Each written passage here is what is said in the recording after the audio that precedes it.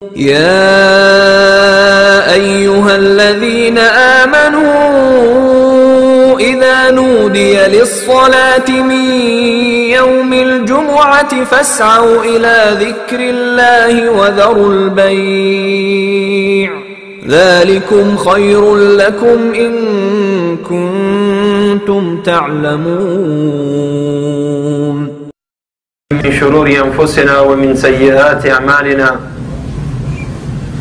من يهد الله فهو المهتد ومن يضلل فلن تجد له وليا مرشدا. وأشهد أن لا إله إلا الله وحده لا شريك له وأشهد أن محمدا عبده ورسوله. يا أيها الذين آمنوا اتقوا الله حق تقاته ولا تموتن إلا وأنتم مسلمون.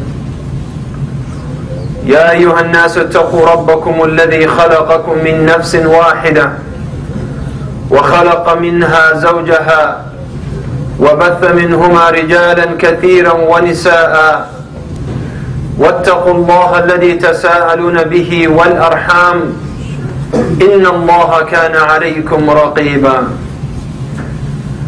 يا أيها الذين آمنوا اتقوا الله وقولوا قولا سديدا يصلح لكم أعمالكم ويغفر لكم ذنوبكم ومن يطع الله ورسوله فقد فاز فوزا عظيما. أما بعد إخوتي في الله فاعلموا أن خير الكلام كلام الله وخير الهدي هدي محمد صلى الله عليه وسلم وشر الأمور محدثاتها وكل محدثة بدعة وكل بدعة ضلالة وكل ضلالة في النار. I will begin with this khutbah bi'idhnillahi subhanahu wa ta'ala. A story, but it is a very unique story. You won't find it in Sahih al-Bukhari or Muslim. You won't find it in the books of Seerah or books of Tariq. But it's a story that we can learn lesson from. Regardless of the isnad of that story, which has no isnad, where the story itself has no isnad. But I'm hoping that by stating this story or relating this story to you, we can all learn lessons from it. This story begins with a young man coming to his father, and with passion and desire, he informs his father about his intention. And he said, finally I found the young lady that can be my partner in life, a woman that I was looking for. When the father received the news from his son with excitement and hoping for khair for his son, he said, let us go and see this young lady. When they saw this young lady and the father and the son coming back, the father said to his son, I think you are making a mistake. For this young lady is not suitable for such a person like yourself. She needs someone who is more stable, who is more financially bound, or more capable of dealing with women. Therefore, the conclusion that I came with is, you're not suitable for her, and therefore we must find someone that is suitable for her, and that person is I, myself. So with shock, or in a state of shock, the son said, you are my father, and you are after the young lady that I want to marry. And a statement from the father, another statement from the son. The authority came, and the police officer asked them to state their case. And when the police officer learned about the description of this young lady, He said, none of you qualify for that young lady. I am the man for that young lady. So the father and the son, they also get very irritated by the request of the police officer. And then they said, we must go to the judge. And the judge said, I cannot judge unless I see this young lady that you all fighting for. And when the young lady was brought to the court, the judge said, I overruled everything and anything that you said or you have in mind. She needs a man of authority, man of his status, and none of you is qualified for her. I am the man that she's looking for. So the four men start fighting over the same young lady. So the young lady came with a proposal. And she said, since none of you is deciding to step down or let his brother have the right of marrying me, my solution to the problem is I will run and four of you chase me. And the fastest of you, the strongest of you, the swiftest of you will be the one who I will marry him. So the four men ran after this young lady. And while they were running and the aim is to cut up with that young lady, she jumped over a ditch and all of them will fall into the ditch. And then she came back, looking at them from above, and she said to them, do you know who I am? I am Dunya, and this ditch is your grave. You left your akhirah, and you were chasing after me, and you lost dunya and akhirah. And this is your place, this is your home, your maqbara, your grave. Now, I believe that most of us are one of these four men who are chasing this young lady. And we will be chasing this young lady, this dunya, until the next thing that we know is that we are being placed in our places, in our graves. And this is the time that a man or a person or a sinner will say, قال رب ارجعون لعلي أعمل صالحا فيما تركت. The man would say, the person would say, رب ارجعون, oh Allah, send me back to this dunya. لعلي أعمل صالحا فيما تركت. كلا إنها كلمة هو قائلها ومن ورائهم برزخ إلى يوم يبعثون. And Allah said, nay, it is indeed a statement that they just made. And until the day of Yawm al-Qiyamah, they will be in that place of al-Barzakh, the graves. See, ya ikhwati fillah, in Sunan Ibn Majah, وصححه الألباني, من حديث أبي هريرة رسول الله صلى الله عليه وسلم قال زوروا القبور فإنها تذكركم بالآخرة. Go and visit the graves. Indeed, it will remind you of hereafter. It will remind you of akhirah. It will remind you that you must take a break from chasing this dunya and come back, wake up, and realize your status and the purpose of your existence, and come back to your Creator. If you ask yourself, what is death? Am I really going to die? I will say no. None of us will die. And I don't mean we will live forever. But in reality, we don't die. In a sense, that we will come to the state of Adam, non-existence. Allah did not create us like this. However, we have been transferred from one station to another. All of us at one point, male and female, we were standing in front of Allah subhanahu wa ta'ala. And Allah asked us the question, Alastu bi rabbikum? Am I not your Lord? We all respond and reply, yes, you are our Lord. You are, Ya Allah, our Creator.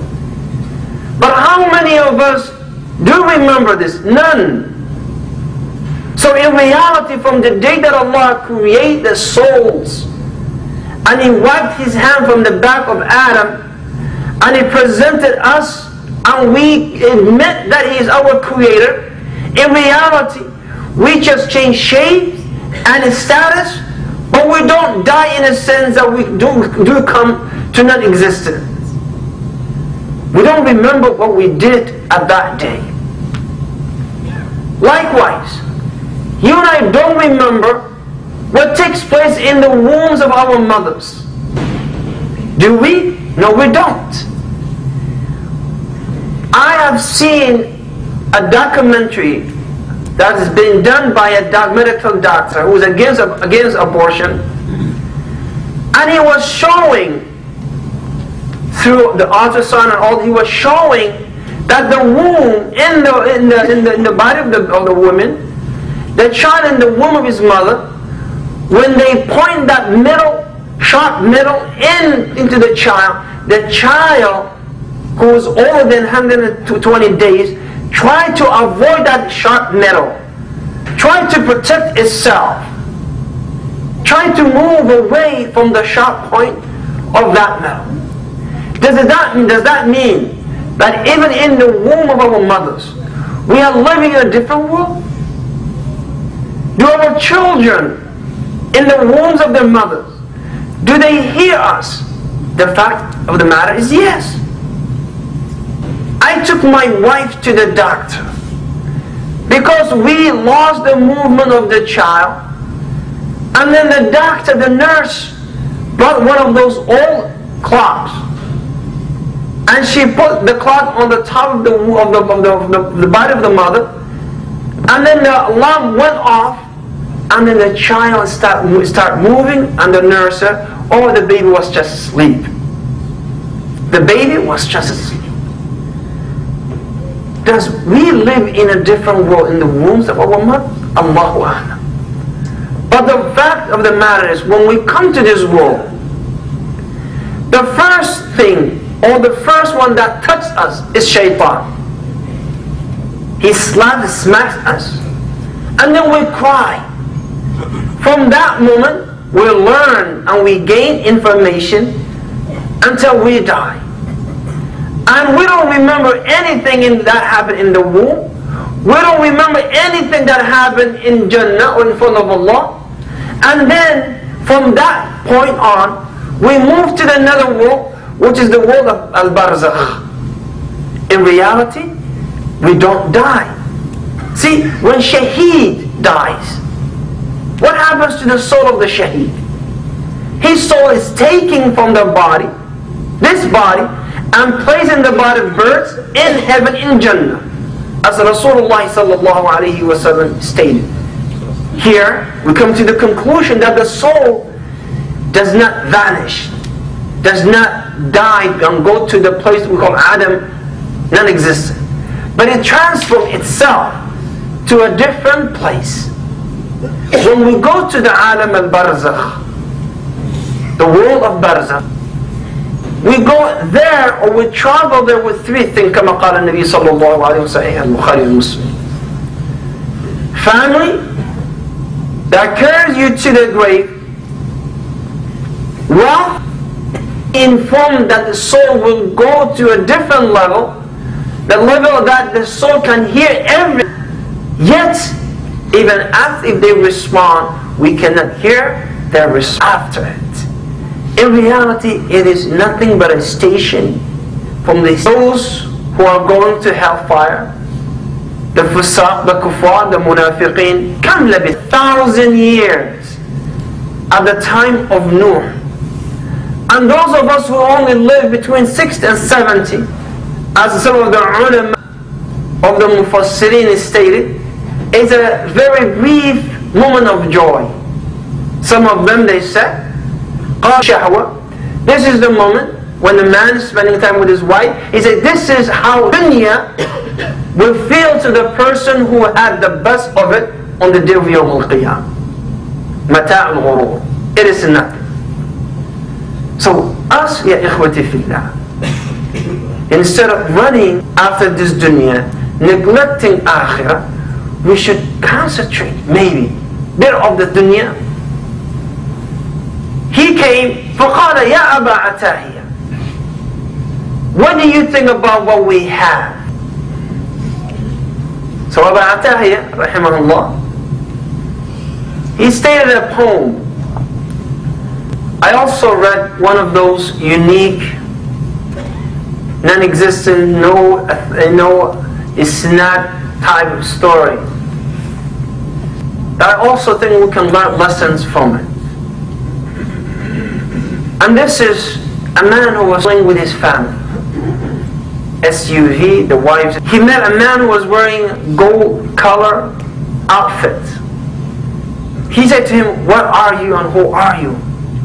He said, I am what every man seeks. I am gold itself. I see a vehicle full and packed. Do you have a place? I think the children can squeeze themselves. They can find you a place. So he took the gold and put it in his SUV. And shortly in the next stop, he saw a man with white outfit, white face. He said, what are you? He said, I am Deen. I am the thing that will save you. He said, Wallahi, I need you. But unfortunately, the vehicle is packed. Unfortunately, it's packed. He moved on. And then the next step, he see a man with a silver outfit. He said, what are you? He said, I am itself. He said, Wallahi, the vehicle is packed. However, I can get rid of some of the luggage. So he removed some of it and said, we don't need this much of baggage for this trip. And he squeezed in the vehicle. The next stop, the same man with the white outfit, radiant face, met him. He said, are you Deen? He said, yes, I'm Deen. I am part of you. Take me with you.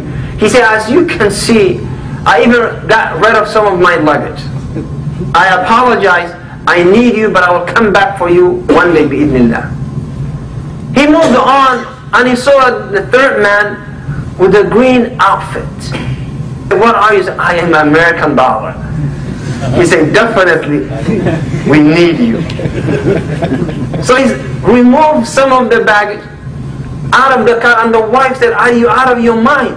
He said, do not be concerned. With the money that we have, we can buy more, newer stuff for ourselves and the children. Then the sixth stop, again the Deen came. He said, as you can see, I have nothing for my family other than you see. The next stop, he met with the man, unfamiliar face. He said, what are you? He said, I am Malak al-Maut. He said, allow me to go back and pick up my Deen. He said, no time. Again, this is one of those fabricated, man-made stories that we can learn a lesson from it. Before the next stop is the stop of Malak al-Maut. We should put some Deen, pick up one of those Deen that we missed in our life and make it part of our life. Before it's too late, because when that comes, when Malak al-Maut comes, at that point, there is a point of no return. You can't say to Malak al-Maut, allow me to get rid of the money, the credit cards, silver, gold, and let me pick Deen instead of everything else. But now you and I have opportunity, have chance to do this. So your next stop should be, whatever I learn, I'll pick up. Whenever I see a khayr or halaqah, I will sit, because this is part of my journey. I will need it. And Rasulullah sallallahu alayhi wa sallam, he said, when you see halaqat dhikr, halaqat of ilm, he said, throw yourself into those halaqat. Not halaqat of dunya. In Calgary, there's a huge masjid on the highway. On this masjid, every day around 6 to 7 is packed. It's packed. And I know this place, they call it a masjid, but it's not a masjid. So I called. I said, what are you guys? He said, we are Ismailis. I said, that's wonderful. What time of salah do you pray from this time to that time? He said, we don't pray, but we get together so we can exchange business ideas and what is new in town. So the masjid is packed that time of the day because this is the time they get together, they exchange business ideas and how to develop themselves, how to make more. For the rest of the day, no one is there. You see, only at that time when everyone is packed, because they sit around the halaqah of dunya, tables of business, transactions, deals. Us as Ahl Sunnah wal Jama'ah, we're around the halaqat of ilm. We throw ourselves underneath or knees of the halaqat of ilm, and we said, this is what I need for my vehicle, for my journey, for my trip. And inshallah, when next step comes, and Malak al-Maut said, I'm here, I'll say, my vehicle is full of deen. It's full of deen, I'm ready.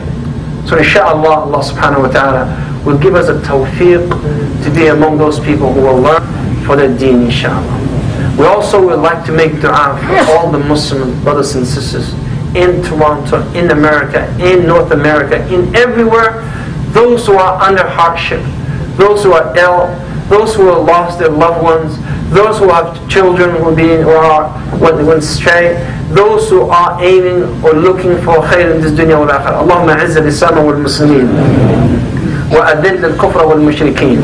اللهم لا تدع لنا في مقامنا هذا ذنبا إلا غفرته، ولا دينا إلا أديته، ولا ضالا إلا هديته، ولا مريضا إلا شافيته، ولا غائبا إلا رددته، ولا عازبا أعزبا إلا زوجته يا أرحم الراحمين. وأقم الصلاة يرحمكم الله.